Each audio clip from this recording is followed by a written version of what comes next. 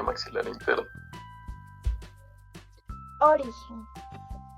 La maxilar interna, esta es una rama de bifurcación medial o profunda de la arteria carótida externa y finalmente se encuentra a nivel del cuello de la mandíbula. Trayecto. Esta se dirige primero en sentido superior y anterior y penetra en la fosa infratemporal. Este pasa por el músculo pterigoideo lateral y finalmente pasa por el ojal recondilio de Hubbard. Este está comprendido entre el cuello de la mandíbula y el ligamento esfenomandibular.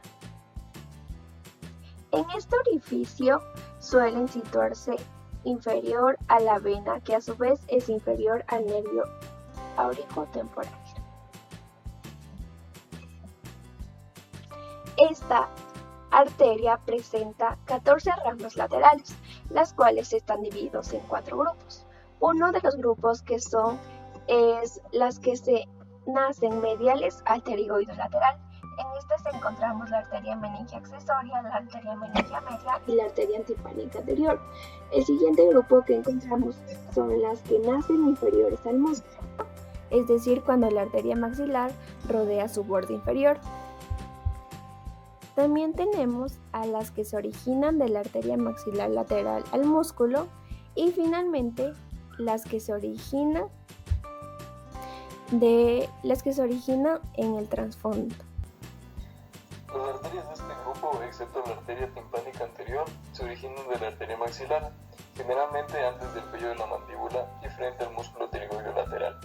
La arteria timpánica anterior se dirige hacia arriba y hacia atrás, penetrando en la cavidad timpánica por la fisura retrotimpánica.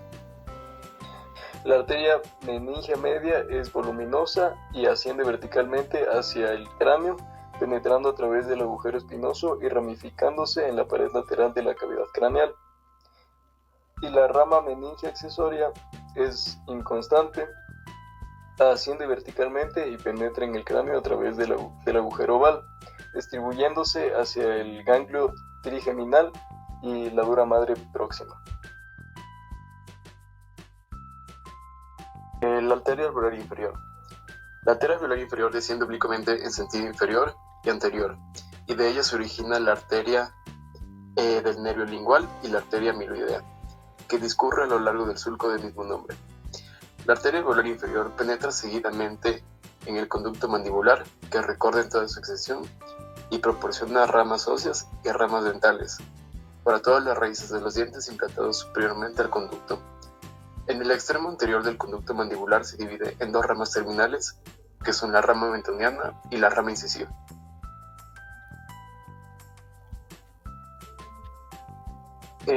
La arteria massetérica. Esta se dirige lateralmente y atraviesa la escotadura mandibular y penetra la porción posterior superior del músculo massetero.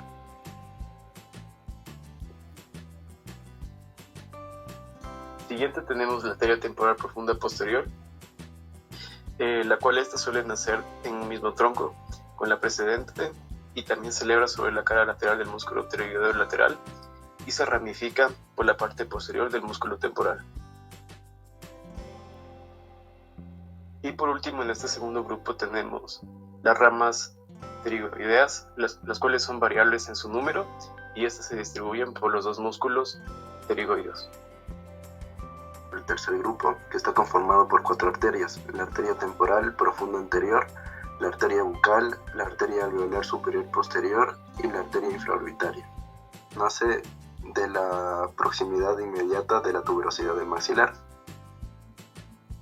La primera arteria de este grupo es la arteria bucal, que se dirige hacia el músculo buccionador y se ramifica por las partes de la mejilla.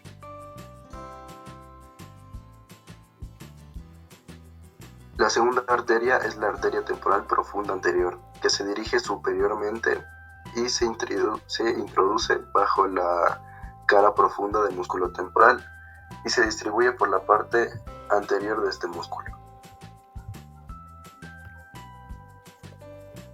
Luego tenemos la arteria alveolar superior posterior, que desciende a la tuberosidad del maxilar.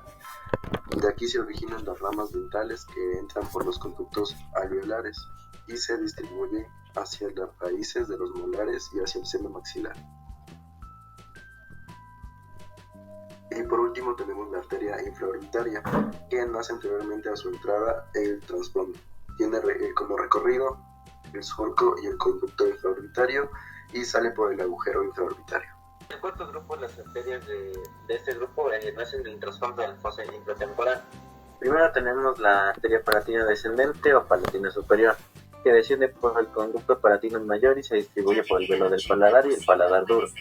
Una de sus ramas más anteriores se anastomosa en el conducto incisivo con la terminación en la rama medial de la arteria esfenopalatina. Después tenemos la arteria del conducto pterigoideo.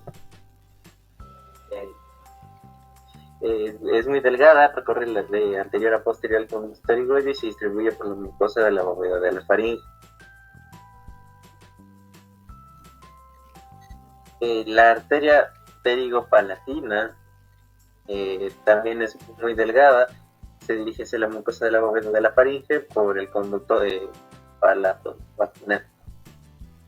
Por último está la arteria esfenopalatina como rama terminal. Después de dar origen a sus ramas colaterales, la arteria maxilar acaba como arteria esfenopalatina.